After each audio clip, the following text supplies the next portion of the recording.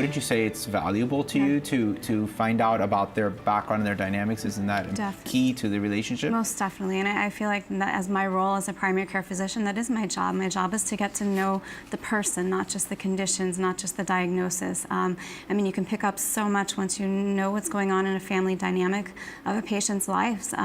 They come in, they've recently lost their spouse of many, many years, and you see a change in their demeanor, and those are all risk factors for depression and suicide. Tell me a little bit about sort of the specifics and the background of how you particularly found interest in helping people with depression and suicide.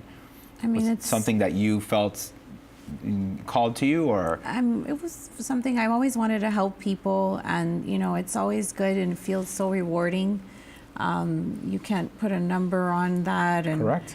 Speaking to somebody on the phone, being that voice that they talk to and they listen to, and sometimes people are so grateful, like when we call them, just to see how they're feeling. Yeah, and a lot of times these patients are challenging. I mean, these are not easy patients to deal with in general. We found, and I'm sure you've seen this as well in your career, that a lot of times these patients are pushed away from a common medical routine, especially primary care practice. Oh no, I don't have time to deal with that, or I don't want to deal with that. And that just sort of really makes the situation much worse. Do you find that that's often the case? Yes. So the stigma, right? The stigma of depression, the stigma of mental health, right? People are embarrassed or they don't feel comfortable talking about the way they're feeling. Correct. And sometimes they try to identify it as, well, maybe I'm feeling this way because there's something chronically wrong with me.